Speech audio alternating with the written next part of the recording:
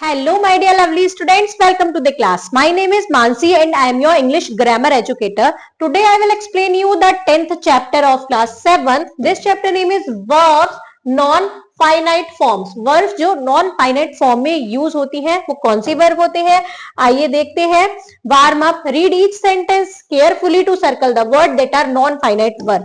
उन वर्ड पर हमें सर्कल करना है जो नॉन-फाइनाइट वर्ब है, जैसे to dance gracefully requires practice and dedication. To dance क्या है, इसमें नॉन फाइनाइट वर्ब है. Eating fruit and vegetable is important for a healthy diet. तो यहाँ पर ईटिंग नॉन फाइनाइट वर्ब है. The movie directed by a famous director won several award. तो यहाँ पर डायरेक्टेड क्या है, नॉन फाइनाइट वर्ब है. ही एंजॉयज प्लेइंग सुकर with his friend every weekend. तो प्लेइंग. वॉकिंग दो the park she notice the colourful flower. तो यहाँ पर वॉकिंग क्या है, नॉन फाइनाइट वर्ब है. आइए देखते हैं हमने कैसे फाइंड आउट किया नॉन फाइनाइट वर्ब क्या होती है, चैप्टर में सीखते हैं. A finite verb is a verb that show an agreement with a subject and can be in past और प्रेजेंट टेंस. एक फाइनाइट वर्ब वो वर्ब होती है जो एग्रीमेंट शो करती है विद अ सब्जेक्ट, और इसको हम पास्ट या प्रेजेंट फॉर्म में, प्रेजेंट टेंस में यूज कर सकते हैं. Example, I go to market to buy groceries. मैं मार्केट जाऊंगा सब्जियां खरीदने. She goes to market to buy groceries. वो मार्केट जाएगी सब्जियां खरीदने. यहाँ फाइनाइट वर्ब है. In example 1 we use the verb go with the subject I. I के साथ हमने गो यूज किया है verb. In example 2 we use the verb goes with the subject she. और यहाँ पर हमने शी के साथ गोज यूज किया है सेकंड एग्जाम्पल में. Example 3 she goes to market to buy groceries. They go to market to buy groceries. Example 3 में हमने गोज यूज किया है, सब्जेक्ट क्या है, सिंगुलर शी है. एग्जाम्पल 4 में हमने गो यूज किया है, सब्जेक्ट है प्लूरल दे, मतलब वे. तो वो क्या है, प्लूरल है, इसलिए हमने गो यूज किया है. We can therefore conclude from example 1 and 2 that that the verb is limited by person, and from example 3 and 4 the verb is limited by number of the subject, so it is a finite verb. अब हम देख सकते हैं example 1 और 2 में क्या है, ये लिमिटेड वर्ब क्या है, लिमिटेड बाय पर्सन है, और एग्जाम्पल 3 और 4 में limited by number of the subjects है. तो हम क्या करेंगे, कहते हैं कि ये फाइनाइट वर्ब है. आप देखते हैं infinite verb. An infinite verb is a verb that is not limited by the person और नंबर्स ऑफ द सब्जेक्ट. एक इनफाइनाइट वर्ब वो वर्ब होती है जो जिसमें लिमिट नहीं होती पर्सन से और या फिर नंबर ऑफ द सब्जेक्ट की. In the above four example, there is another verb to buy which does not have a subject. यहाँ पर to buy एक और verb है to buy जिसका कोई भी सब्जेक्ट नहीं है. It does not change with the person and number of the subject. ये नहीं चेंज होगी चाहे पर्सन बदल जाए या सब्जेक्ट बदल जाए, सिंगुलर ले लें या प्लूरल ले लें, to buy नहीं चेंज होगा, एज इट इज रहेगा. So it is an infinite verb. तो ये इनफाइनाइट वर्ब होती है जिसमें कोई चेंजेस नहीं होते हैं सब्जेक्ट या नंबर्स के according. Tips to remember, non finite verbs do not have any tense form. Non finite verb में कोई भी टेंस फॉर्म नहीं होती है. We will now study about the kind of non finite verb. अब कितने टाइप के होते हैं नॉन फाइनाइट वर्ब हम देखने वाले हैं. The infinitive. Example to talk, to walk, to move, ये प्रेजेंट इन्फिनेटिव है. To have talked, to have walked, to have moved, ये परफेक्ट इन्फिनेटिव्स हैं. द पार्टिसिपल एग्जाम्पल है talking, walking, moving. Present participle है टॉक्ड, वॉक्ड, मूव्ड, ये past participle है. The gerund, ये क्या है, टॉकिंग, वॉकिंग और मूविंग. सिंपल हम टॉकिंग, वॉकिंग और मूविंग भी यूज करेंगे. Now tips to remember, the present participle to didn't have the same ing form but their function are different. यहाँ पर पार्टिसिपल में और gerund में सेम है, टॉकिंग, वॉकिंग, मूविंग, लेकिन क्या है, इनके फंक्शन अलग अलग हैं.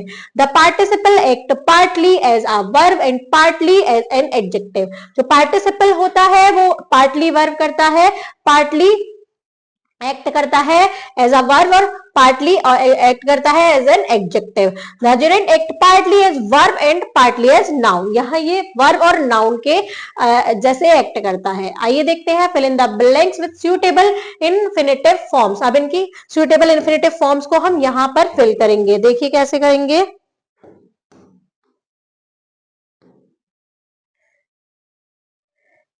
Anand was barely 6 when he began dash interest in chess. When he began to show interest in chess, the manager refused dash his her salary. The manager refused to rise his salary. ये क्या है, ये नहीं change होंगे, चाहे subject बदल जाए, number of subject singular हो जाए, प्लूरल हो जाए, कुछ भी चेंज हो जाए, ये वर्ड्स नहीं चेंज होती हैं. Kamaljeet promised dash me not notes by the end of the week. Kamaljeet promised to return me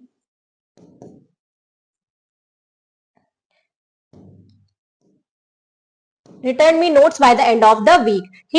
His argument very quite strong, but he failed dash audience. But he failed to impress the audience.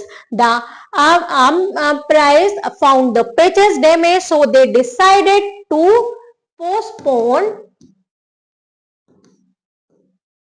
the match till the next morning. आइए चलते हैं next question पर. fill in the blanks with the infinite, infinitive, with or without to. with और without to से हमें इसको complete करना है. infinitive, with or without to. You need not dash for fuel. There is a plenty of petrol in the car. You need not to stop.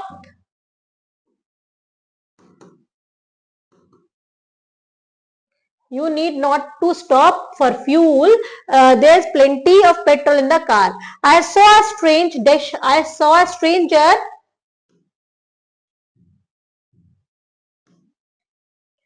entering my room. The stranger tried dash my room unnoticed. The stranger tried to enter my room unnoticed. You need dash music for at least 3 hours a day if you want to do well in it. Practice. You need to practice music. Her parents made her dash music for at least 3 hours a day. Her parents made her practice music for at least 3 hours a day. Now the next question is fill in the blanks with the ing form of the verb. इनमें हमें ing form से complete करना है. Although the farmer was tired, he continued ploughing the field. The lumber has just finished dash leaking tap. Fixing the leaking tap. It was such a funny story. We couldn't help laughing. Time is over. Please stop writing. He was coughing badly, so the doctor said he must give up smoking. आइए चलते हैं next page पर. Next है rewrite the sentence using the two pattern. हमें to pattern हमें use करना है इन sentences में, रिराइट करने हैं. तो यहाँ पर स्पेस नहीं है, मैं आपको इस यहाँ पर लिखकर बताऊंगी, आपको अपनी नोटबुक में लिखने हैं. The child was so excited that he couldn't describe the incident well. The child was too excited to, ये पूरा नहीं आएगा, to describe the incident well. I was, इस पूरे की जगह हम क्या लिख देंगे, टू लिख देंगे, और सो की जगह डबल टू आ जाएगा. I was so upset, I was too upset to, इस पूरे की जगह क्या आ जाएगा, ये पूरा हट जाएगा, to talk to anybody. The people were so scared, the people were too scared to, ये पूरा हटके टू आएगा, to leave their houses. Father was too so annoying, the father was too annoyed to listen to anything. He was too tired, ये पूरा हटा के to go to see them off. तो इस टाइप से हमें ये सेंटेंस को डबल टू और टू से कंप्लीट करना है, टी डबल ओ और टू से कंप्लीट करना है। आइए देखते हैं fun activity. Life is all about defining our self. Life क्या है, अपने आप को डिफाइन करना है। अमायरा या Aman has prepared a few clue on self introduction. हमारा या अमन प्रिपेयर कर रहे हैं कुछ क्लू सेल्फ इंट्रोडक्शन के लिए। Look at 8 and frame 8 sentence. इनको देखिए और 8 सेंटेंस बनाइए। Then underline the infinite and finite verb in the sentence. और आपको अंडरलाइन करना है फाइनाइट वर्ब और इनफाइनाइट वर्ब पर। जैसे डिसलाइक है, लाइक क्या है, मिस किसको करते हैं, इंजॉय क्या करते हैं, प्रेफर क्या करते हैं, स्टार्ट या गिव अप क्या किया है, या ट्राई क्या करते हैं। लिसनिंग इसके लिए your teacher will read out a few sentences, make them sensible. आपकी टीचर को सेंटेंस पढ़ेंगी, उनको सेंसिबल बनाना है आपको। Life skill it is necessary to step out of your comfort zone. ये बहुत जरूरी है कि आप अपने कंफर्ट जोन से बाहर निकले।